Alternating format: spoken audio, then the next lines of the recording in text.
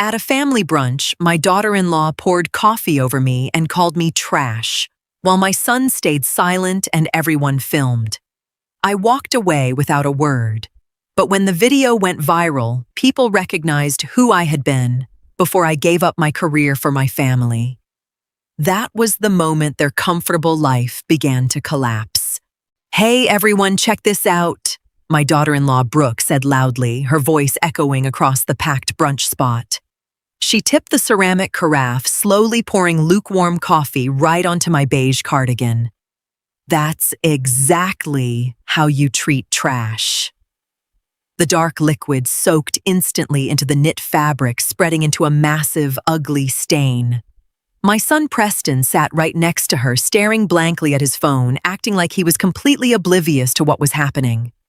Brooke's friends at the next table grinned, holding up their phones to capture the whole thing for social media. A collective giggle rippling through their circle. I didn't scream, and I didn't cry.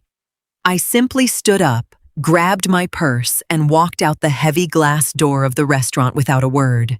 Walking toward the bus stop, the damp chill clung to my skin, but my head was entirely clear. Brooke honestly thought she could get away with anything, just because I'd spent the last 2 years playing the quiet, doting grandmother, picking up my grandson 3 times a week from daycare and keeping their household running. She saw me as nothing more than free labor, an older widow she could push around whenever she pleased. Preston had completely lost his spine in that marriage, nodding along to whatever his wife demanded just to avoid a fight. But that public humiliation was the absolute limit. They had crossed a line today that could never be uncrossed. When the bus arrived, I stepped on, swiped my transit card, and took a seat all the way in the back by the window. I didn't even try to wipe the coffee stains. I just stared out at the passing city streets. Inside my purse, my phone buzzed several times in quick succession, likely the first notifications or mocking comments on the video they had undoubtedly already posted online. I turned the ringer off completely without opening a single message and made a firm decision right then and there. They clearly had no idea who I actually was before I stepped back from my career for the sake of family. Tomorrow, the comfortable life they took for granted was going to hit a dead end. The moment I got home, I peeled off the wet cardigan and tossed it straight into the courtyard trash bin without a single regret. Sitting down at my wooden kitchen table, I turned my phone back on and laid out my large, black, weekly planner. The screen was flashing non-stop.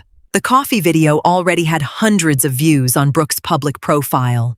Preston had also sent 2 brief texts. "Mom, don't overreact." Brooke was just joking, followed by, "Hey, don't forget to pick up Noah from daycare tomorrow at 4. I didn't type a response. Instead, I silently flipped through the heavily annotated pages of my calendar. There it was, all spelled out in black and white. Monday and Wednesday, daycare duty. Tuesday, grocery shopping for them at Safeway. Thursday, picking up their dry cleaning, and Friday prepping their weekend dinners. I had basically paused my own life to keep theirs afloat while they built their careers at a prominent local marketing agency. Beyond my time, my money had been quietly propping up their lifestyle too, whether it was the monthly auto pay for Noah's Little League fees, or the HOA dues for their condo that I'd taken over as a helping hand.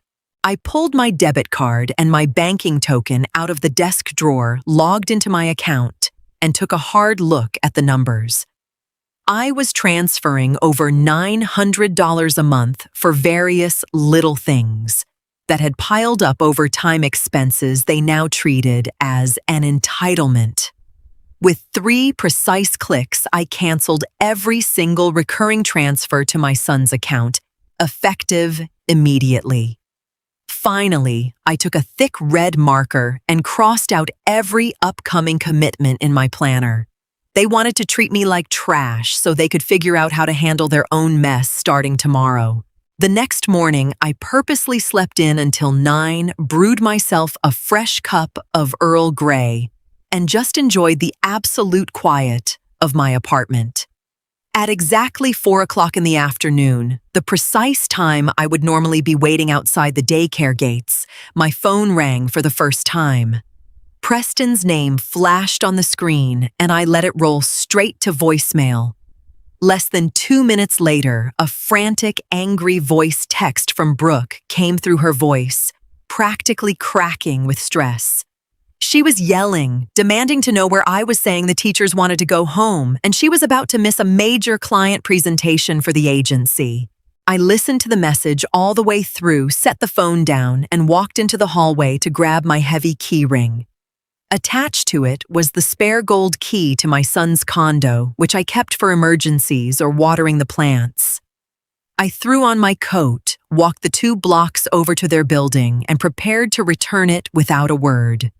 I slipped the shiny key straight into their secure mailbox in the lobby, hearing it land with a sharp, metallic clink. On my way back, I made a quick stop at the local Chase branch to set up a new custodial savings account for my grandson, one that only I could access. The money I had previously handed over to his parents would now be safely tucked away, exclusively for the boy until he was old enough. The branch manager, who had known me for years, looked a bit surprised when I officially revoked the automatic transfers to my son's account. But he didn't pry. They thought my kindness was a bottomless well, and my silence was a sign of weakness. Now, for the first time in years, they were going to have to manage their own lives without my logistics. It didn't take long for the first real wave of blowback to hit. I was sitting in my living room around 8 in the evening when a heavy, demanding knock rattled my front door, making the small mirror in the hallway vibrate. I didn't answer it. I walked up to the peephole and saw Preston standing under the hallway. Light, his face flushed, and his arms tightly crossed. When he realized I wasn't opening up, he started pounding on the wood until the neighbor across the hall peeked her head out. Realizing he was making a scene, he finally gave up, stomped down the stairs, and sent a furious text a few seconds later.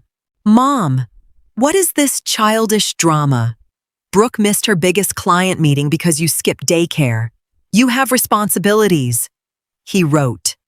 I calmly typed my very first response since the incident at the restaurant. "I don't have responsibilities to you anymore. You are an adult, Preston. Start handling your life like one."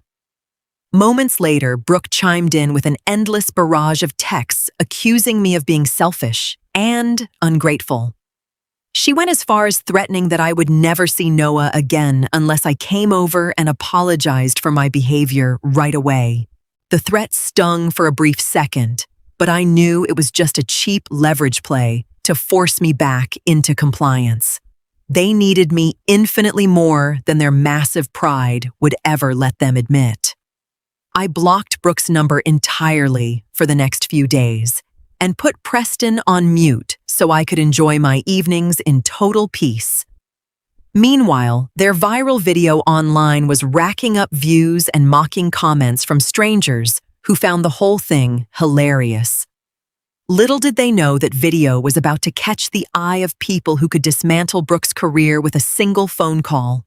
2 days later, the two of them cornered me on a Saturday morning right outside the grocery store as I was loading my car. Brooke stepped directly into my path with her arms crossed while Preston stood half a step behind her eyes, downcast, like a schoolboy who'd been caught breaking the rules. "We need to talk right now," Brooke hissed, making absolutely no effort to hide her contempt and simmering rage. "Because of your little stunt this week, we missed 3 crucial strategy meetings, and the bank just informed us that your monthly transfers were stopped." I stood perfectly still by my shopping cart, looked her dead in the eye, and said evenly, "That is no longer my concern." Brooke let out a sharp, mocking laugh that caused several people in the parking lot to turn and look. You just sit at home all day, doing absolutely nothing anyway. You're supposed to be family. You don't nickel and dime family over every little thing, she yelled. Preston weakly tugged at her sleeve, muttering under his breath. Brooke, come on, don't make a scene here. People are staring. But Brooke had no intention of stopping. She loudly demanded that I hand over cash right then and there for their upcoming utility bills and Noah's tuition. I simply shook my head, pushed my cart past her, and got into the driver's seat, refusing to give her another syllable. Once I got home, I sat down at my desk and opened my old professional email account for the first time in years. Before retiring, I had been a senior consultant specializing in corporate restructuring for international firms, and I'd actually been featured in a Forbes profile about top executives. A quick look online confirmed that Brooke's video had now entered her own agency's digital circle. The dominoes were falling. The video Brooke had uploaded so proudly developed a life of its own over the next few days, taking a turn she was far too naive to anticipate. Titled, How to Handle a Toxic Mother-in-Law. It had reached over 50,000 views, and the early comments were just superficial internet laughter. But by Tuesday morning, the entire tone of the comment section shifted dramatically when a well-known financial journalist shared the link on LinkedIn. He recognized my face instantly. He was the one who had interviewed me years ago for that major Forbes feature on influential women in American business. Within hours, the clip was making the rounds through executive networks in New York and Chicago, the exact circles where Brooke's agency got its most lucrative corporate clients. The professional backlash was swift and devastating. No major corporation wanted to be associated with a marketing firm whose senior account managers publicly poured coffee on older women and called them trash. I sat in my armchair, sipping my tea, reading the stunned comments from former colleagues and business partners who knew my track record. They expressed total disgust at the sheer disrespect shown by this young woman and messaged me privately to ask if I needed anything. I sent back polite thank you notes to everyone, but did absolutely nothing to get the video taken down.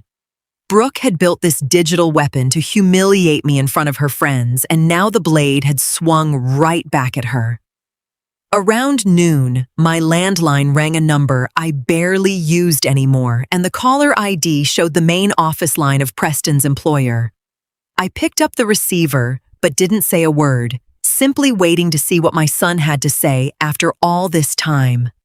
On the other end of the line, all I heard was heavy, panicked breathing. Mom, you have to help us. This is an absolute nightmare, Preston whispered, his voice trembling with sheer panic. The managing partner called both of us into his office this morning and played the video on the big conference screen. He rambled on, frantically explaining that 2 of their anchor corporate clients had pulled their accounts effective immediately to protect their own reputations. Brooke was currently hyperventilating in the break room, and HR was already reviewing the paperwork for immediate termination due to massive reputational damage to the firm. I remained completely unbothered, set my teacup down on the saucer, and said flatly, I'm not negotiating, Preston. You two made your choice the second you filmed that and put it online. He immediately tried to deflect the blame, but I didn't even pour the coffee. You know how stressful the agency has been lately, and Brooke just snaps sometimes. That cowardly excuse only made it clearer that he still didn't comprehend the reality of what they had done. After hanging up, I walked down to the mailbox at the end of my driveway to grab the Daily Mail. Tucked between the usual flyers was their latest quarterly utility assessment, which was still being sent to my address because I used to handle their accounts. It was an outstanding balance of over $1,200 for the winter heating peak. I slid the bill into a fresh envelope, wrote their current address on the front, and stuck a stamp on it. They thought they could treat me like garbage while using my bank account to fund their lifestyle. Those days were officially over. By Thursday afternoon, the final blow landed, shattering what was left of their comfortable setup while I was sitting out on my patio. Preston called again, but this time he was sobbing openly, sounding like a man who had watched his entire world vanish overnight. Management had gone through with it. Both of them had been fired for cause with zero severance as the client exodus and social media pressure became too much for the agency to weather. Without those hefty paychecks and without my financial safety net, they couldn't even cover the next mortgage payment on their condo. "Mom, please, we don't even have money for groceries next month and the bank is threatening to penalize us," he pleaded. "Can't you just be normal for once and help us out? We're your family. You can't just let us end up on the street." I felt no pity, only a cold, sad clarity about how far they had to fall before they finally showed a shred of regret. "You are adults, and you will have to navigate the consequences of your own actions," I said quietly, hanging up before he could spin another sob story. An hour later, I watched from my window as a flatbed arrived to repossess Brooke's luxury SUV, which they'd financed on a massive loan. They had built a life entirely on credit and my generosity, all while looking down on me as if I were worthless. That afternoon, I packed a small suitcase, gathered my passport, and booked a flight online. I decided I was going to spend the next 4 weeks at a quiet beachside resort in Southern California, entirely removed from the chaos they had brought upon themselves. It was time for them to learn how to survive on their own. The morning of my flight, the two of them showed up at my door completely unannounced. Brooke looked unrecognizable. Her clothes were wrinkled, her hair was unwashed, and that smug, arrogant look had been entirely replaced by raw desperation. Preston was clutching a manila folder stuffed with past due notices and utility bills, clearly hoping I would just take it from his hands and fix everything. "Please. We're so sorry for everything. The video is completely deleted," Brooke said, her voice dropping to a low, barely audible whisper, her eyes fixed on the floor. I didn't open the door all the way. I stood firmly in the doorway, my suitcase already in hand. "You're only apologizing now because you're facing the consequences, not because you actually feel bad about what you did," I told them coldly. Preston tried one last emotional play. "But what about Noah? He misses his grandma so much you can't just punish him for this." I looked my son in the eye and said, "I love Noah with all my heart, and his savings account is secure for when he turns 18. But as for the two of you, I am done." I stepped past them, pulled my front door shut, and locked the deadbolt with a firm turn. I walked down the steps toward my Uber without looking back, leaving them standing speechless in the hallway, finally realizing their leverage was gone. They truly believed an older woman could be easily controlled if they just threatened to withhold her grandson. They mistook my patience for weakness, and now they were going to have to learn the hard way exactly what respect means. 4 weeks later, I am sitting on the deck of a beautiful seaside cafe in Laguna Beach, looking out over the Pacific Ocean.